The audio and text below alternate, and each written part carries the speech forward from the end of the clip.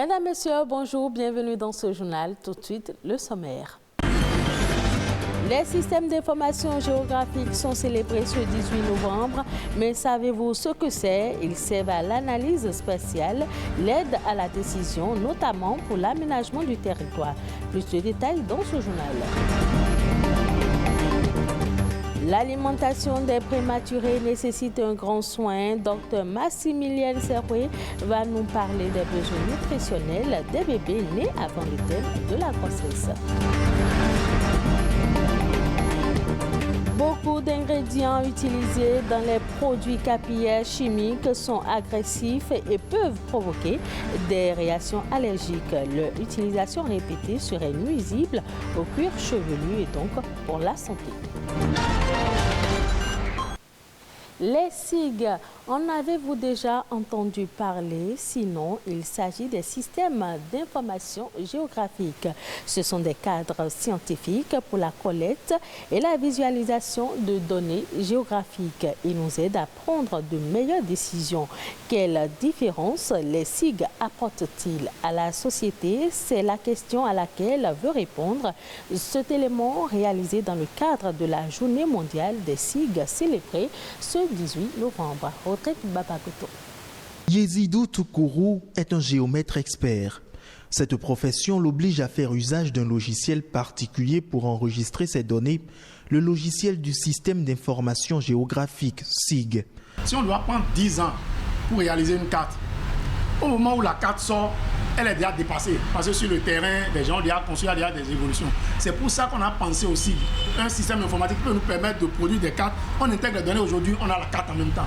Le SIG est un outil informatique qui aide à représenter et analyser tout ce qui se trouve sur Terre. Il joue 3 fonctions essentielles, la collecte et la gestion des données, l'analyse et l'affichage. Il y a les logiciels qu'on appelle les logiciels SIG. C'est des logiciels qui permettent de collecter ces données-là. Et la plupart de ces logiciels sont des logiciels qui gèrent une base de données géographique. Le plan, les informations sur chaque propriétaire sont dans une base de données qui est au niveau de la NDF par exemple. La création de cartes et l'analyse géographique ne sont pas des procédés nouveaux, mais les SIG procurent une plus grande vitesse et proposent des outils sans cesse innovants dans l'analyse, la compréhension et la résolution des problèmes. Et les géographes ne manquent pas de mots pour l'expliquer. Et ça nous permet de comparer l'existant par rapport au présent pour pouvoir prendre des décisions pour l'avenir. Aujourd'hui, sans SIG, on ne peut pas parler du développement. SIG intervient dans la planification urbaine. Et je ne vois pas quel État dans le monde entier qui peut se développer sans la planification urbaine. Ça intervient aussi dans le domaine de l'hydrologie. L'évolution du digital oblige les entreprises à ne pas se passer du SIG pour réduire les coûts de gestion. Imaginez que la Sogema a un SIG pour gérer le marché de Nantopa. On n'a plus besoin d'envoyer chaque fois des agents aller dans les hangars, dans les boutiques pour dire payer. On sait déjà ce que chacun doit, on sait combien de commerçants nous avons dans le marché.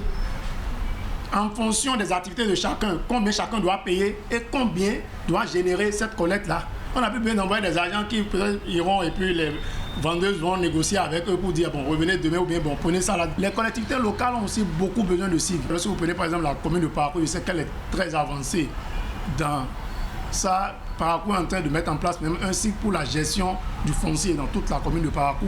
Aujourd'hui, les SIG représentent un marché de plusieurs milliards d'euros dans le monde et emploient plusieurs centaines de milliers de personnes. Les SIG sont enseignés dans les écoles, les collèges et les universités du monde entier. Les bébés nés prématurément doivent avoir une alimentation particulière.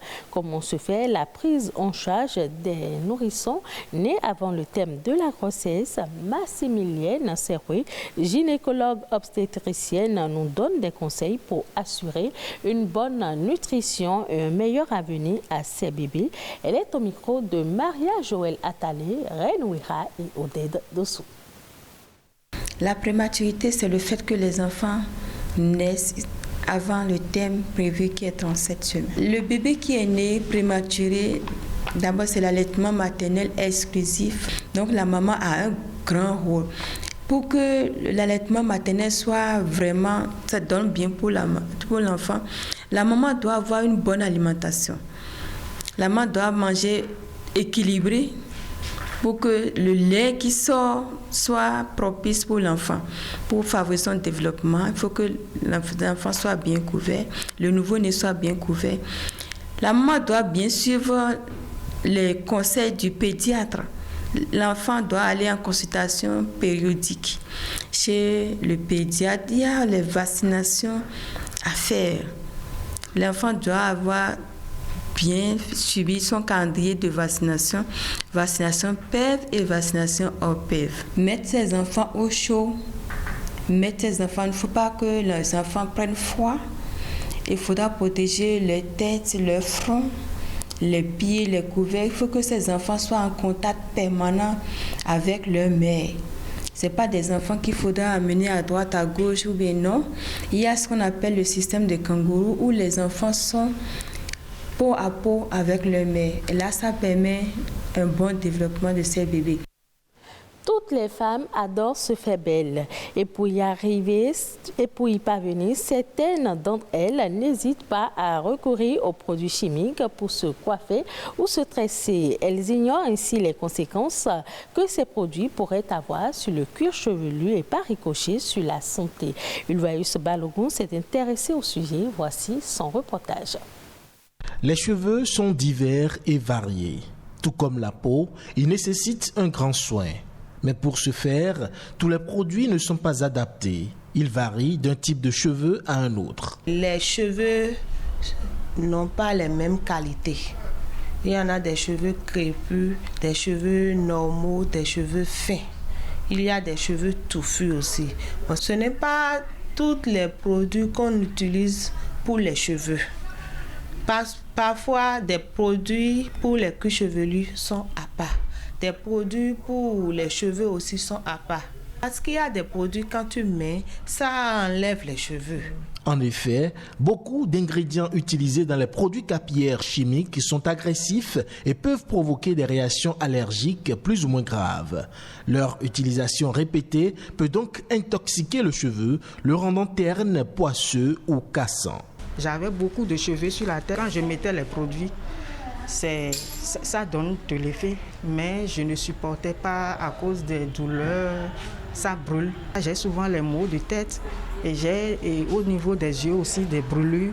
Des fois, ça fait des plaies sur la tête et ça fait que nos cheveux aussi ne sont plus trop durs, quoi. Et ça se casse trop vite aussi. Ça ne résiste plus comme si c'est naturel. Il y a des risques et on constate ça dans la population. La perte des cheveux au niveau des femmes, on constate que leur front à la longue, les cheveux disparaissent au niveau de leur front et il y a des cassures des cheveux et bon, la beauté commence à s'effriter. Face à ces effets secondaires, le choix des produits capillaires dans l'entretien des cheveux devient capital. Quand ce n'est pas conseillé par un dermatologue ou par une esthéticienne et que c'est des produits qui viennent du marché, il y a certains qui nuisent gravement à la santé. Les produits capillaires chimiques apparaissent alors comme un cocktail explosif d'ingrédients toxiques. Les spécialistes préconisent des rituels de soins à base de produits 100% naturels. Ce que je peux dire aux clientes, c'est surtout aux dames, c'est qu'elles peuvent prendre soin d'elles tout en étant naturelles, en utilisant des produits naturels. Il faut rester naturel. Et si un homme ne peut pas t'apprécier tel que tu es, ça veut dire qu'il ne te mérite pas.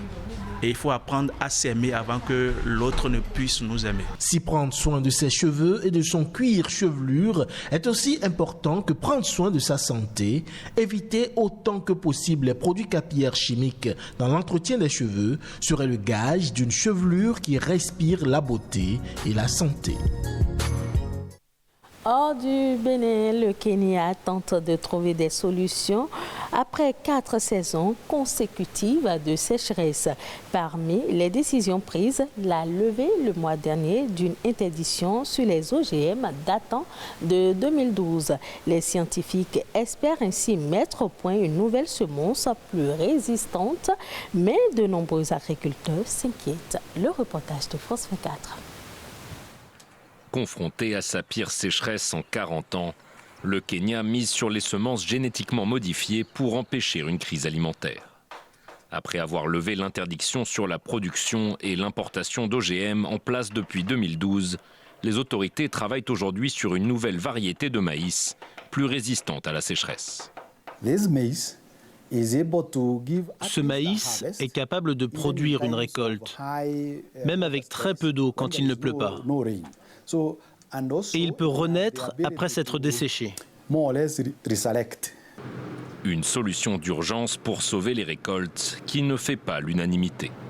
Plusieurs associations kenyanes ont vivement critiqué cette décision, déplorant un manque de transparence de la part des autorités. Certains agriculteurs se méfient également des semences génétiquement modifiées, comme Esther Kagaï, qui privilégie les techniques d'agriculture traditionnelles. Ce qui manque réellement dans ce pays, c'est l'eau. Avec assez d'eau et de bonnes graines qui ne sont pas génétiquement modifiées, on peut très bien se débrouiller. De nombreux agriculteurs kenyans craignent également que la levée de l'interdiction ne les expose à une concurrence déloyale de la part de grandes entreprises multinationales. D'autres informations pêle-mêle au plan international, c'est dans Eco Inter, une compilation qui porte la signature de Héloïse Hunaton.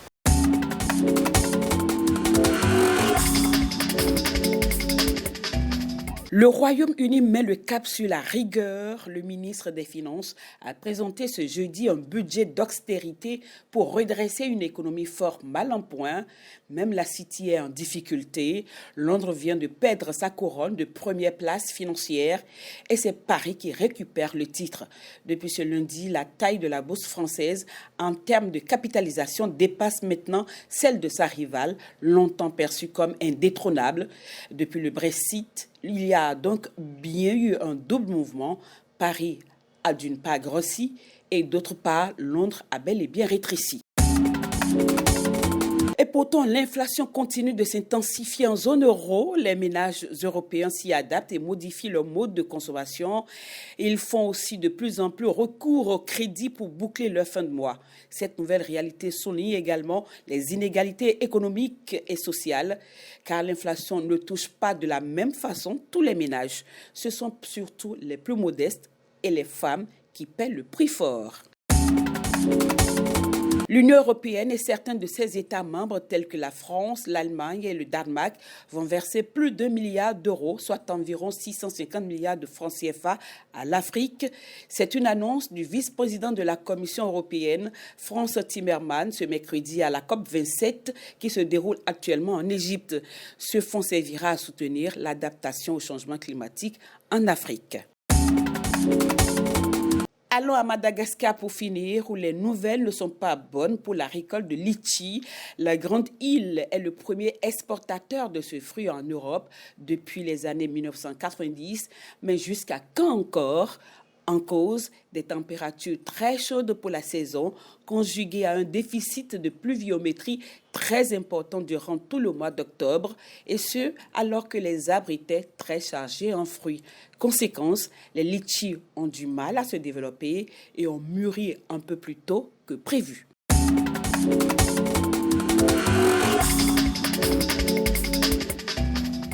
Et ce sera tout pour cette édition. Merci de l'avoir suivi. Retrouvez ce journal sur le site de l'ORTB, www.ortb.ij.